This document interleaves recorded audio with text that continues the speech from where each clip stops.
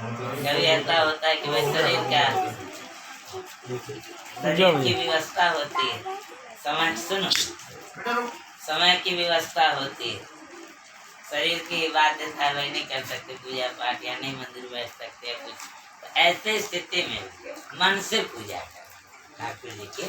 तो मन से उनको स्नान कराए, मन से उनको माला पहनाए, बैठ जाए 2 मिनट, मन से उनको माला पहनाए, मन से उनको उठाए जगाए, मन से ही मंत्र जप। तो ठाकुर जी मन की सेवा भी स्वीकार करते।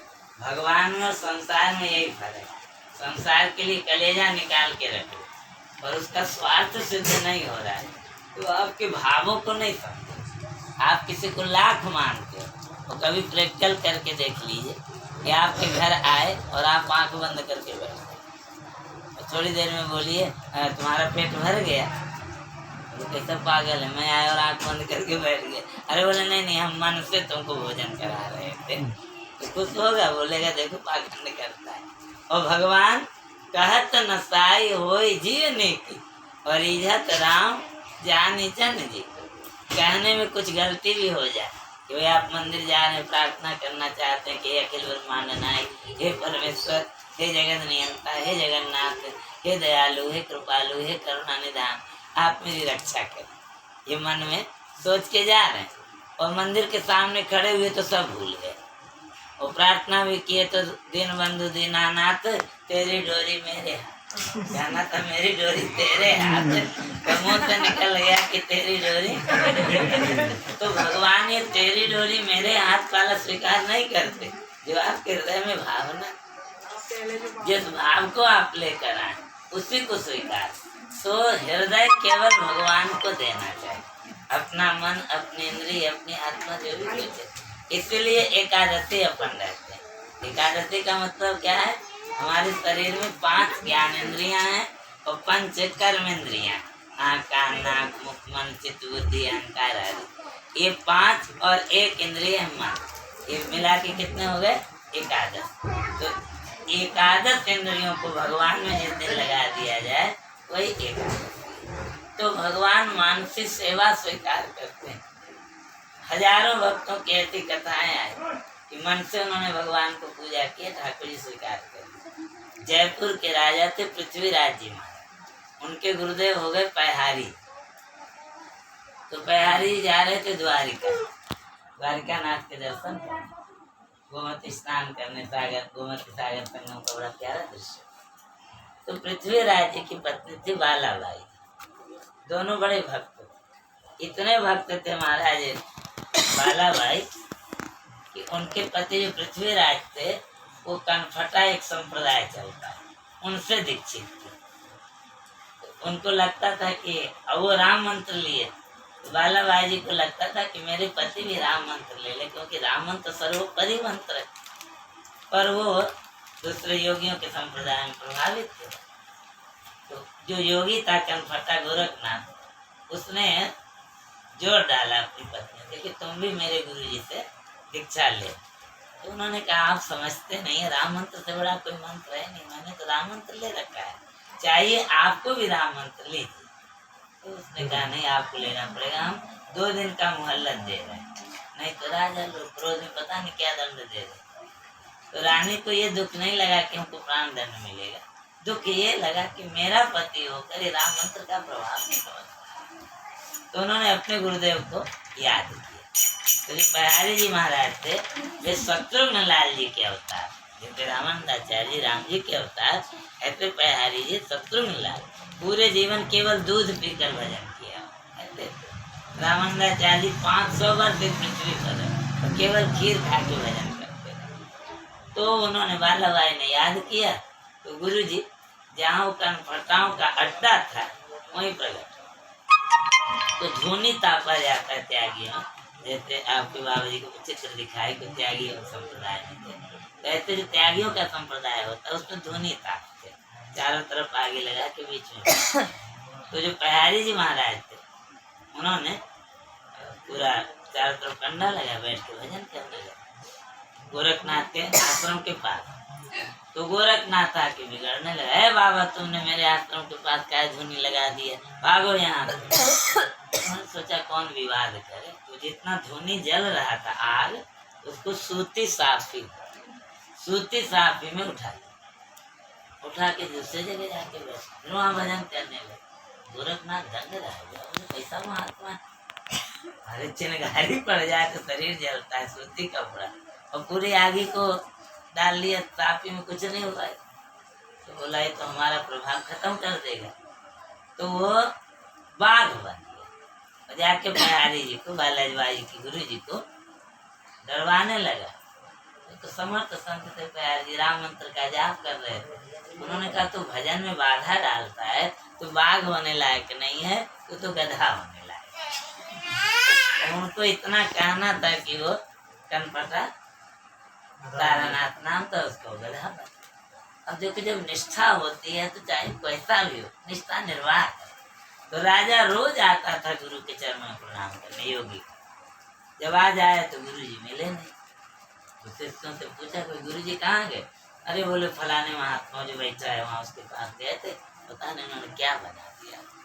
आके वो राजा ने महात्मा को प्रणाम किया, हमारा कैसे कहते हमारे गुरु जी? अरे बोले कहीं गधा बना घूम रहा हो लेकर आ। बोले कैसे पता लगेगा कि हमारे गुरु जी गधा बना? बोले उसका कान फटा संप्रदाय के, तो जाके देखा तो जंगल में गधों के बीच चलता है संप्रदाय। तो जाकर उसको पकड़ के लाए। तो बिहारी जी ने कहा 3 काम करना पड़ेगा तब इसको मनुष्य बना। एक तो वैष्णवता का प्रचार करना पड़ेगा, राम मंत्र का कभी विरोध नहीं करेगा, और मेरे धुनी के लिए लकड़ी रोज तब बना। स्वीकार किया, उसको मनुष्य बना दिया। अब राजा बड़ा प्रभावित हुआ, कहा महाराज थोड़ी देर आप मेरे महल को चले। अच्छी बात है भाई। तो गुरु जी को ले, अब उसको नहीं पता था कि यही हमारे पत्नी के गुरु जी हैं। तो गुरु जी बाहर तक पहुंचे बाजे गाजे के साथ।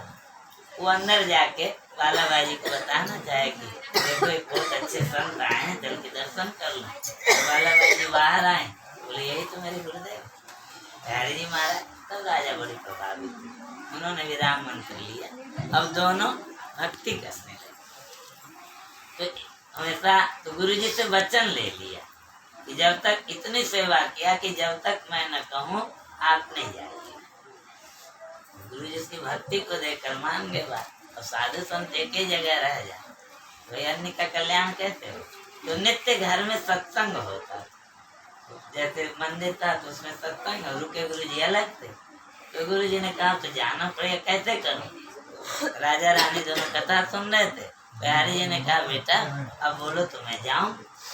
उन्होंने सोचा जहाँ रुके हैं रात में जाएंगे, तो यहाँ गुरुदेव पधारे, और वहीं पे बिहारी जी अंतर। अब वो दोनों रोने लगे, गुरुदेव आपने क्या किया? ऐसा नहीं, जब याद करोगे मैं पुनः दर्शन होगा, पर मुझे द्वारिका जाना है, द्वारिका में भगवान का दर्शन कर। तो बिहारी जी महाराज जाने लगे। तो राजा रानी ने कहा मैं भी चलूं, मैंने मानसिक सेवा की बात बता रहे।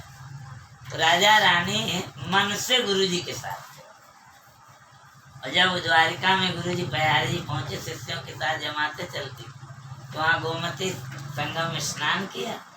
और ये राजा ध्यान से देख रहे थे कि अब गुरु जी गोमती सागर में गए हैं। अब जो लोग पहले, अब तो परंपरा खत्म हो रही है, पहले क्या था एक भक्त हो गए पीपा जी, जो मनु जी के अवतार।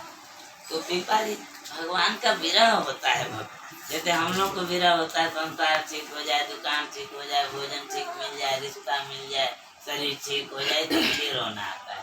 भक्त लोग इसके लिए नहीं रोते, भक्त रोते भगवान कैसे मिले, भगवान की भक्ति कैसे मिले। तो पीपा जी रो रहे थे कि द्वारिका में द्वारिका नाथ के दर्शन कैसे, और रोते रोते गलियों में भाग रहे थे जैसे मीरा जी पागल के समान। तो किसी ने मजाक कर दिया उनको कि क्या द्वारिका नाथ के दर्शन करोगे, द्वारिका तो समुद्र में डूब। और इतना सुनना था कि पीपा जी समुद्र में कूद पड़े भगवान को। सोचो कैसा भाव है। जब वहाँ कूदे तो भगवान ने रक्षा किया। लोग कहेंगे भगवान का भक्त नष्ट हो गया। जो दिव्य द्वारिका थी, कलयुग की घटना है, जो दिव्य द्वारिका थी उसमें भगवान ने पीपा जी का स्वागत किया। वहाँ पर महल में ले गए, अपना भोजन पानी, तो 7 दिन वहाँ रहे। तो भगवान ने कहा देखो पीपा अब तुम जाओ, ये तुम नहीं जाओगे तो संसार के लोग कलंक लगाएंगे कि भगवान का भक्त समुद्र में कूद के मर गया, इसलिए जाओ। और अपना शंख चक्र दिया, बोले इसका छाप जिसको लगा दोगे उसका कल्याण हो जाएगा। तो पीपा जी ऊपर आए, बड़ा समारोह मनाया गया और मंदिर में द्वारिकानाथ को उन्होंने शंख चक्र रख दिया। जो भी दर्शनार्थी आए उसको शंख चक्र लगाया जाए तो उसका कल्याण। तो इधर जो पयारी जी महाराज थे उन्होंने समुद्र में स्नान किया और पृथ्वीराज जी बालाबाई जी अपने ध्यान से देख रहे मन से, तो उनके साथ उन्होंने भी स्नान किया। मंदिर में गए तो गुरु जी को शंख चक्र छाप लगा तो इनको भी लगा, ये ध्यान करके देख रहे। अब रात को जब दोनों सोए तो सपना में क्या देखते हैं कि हम गोमती सागर में स्नान कर रहे हैं। मंदिर में जाकर शंख चक्र का छाप लगा, ये सपना में देखा और सवेरे उठे तो पूरा वस्त्र भीगा हुआ, शंख चक्र का छाप लगा। बोले गुरु की कृपा हो।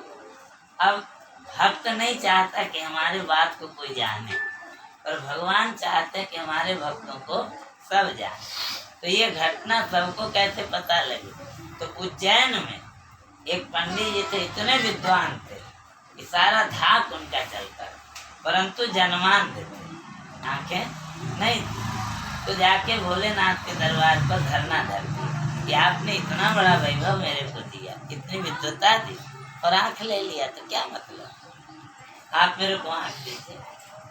तो भोलेनाथ चाहते तो सब कर देते, और भोलेनाथ अपने भक्त का यश बढ़ाते। बोले तुमको यदि आंख चाहिए तो चले जाओ जयपुर, जयपुर के महाराज पृथ्वीराज जी, उनके जो उन्होंने सपने में सागर में स्नान किया है गोमती द्वारिका, उस कपड़े को आंख से छुआ लेना ठीक। और सोचिए रामेश्वरम से, उज्जैन से, और वो चल कर आए कहाँ, जयपुर। अब जिधर से चले तो हल्ला मच गया, इसलिए जा रहे हैं, इसलिए जा रहे हैं, सब लोग जान गए।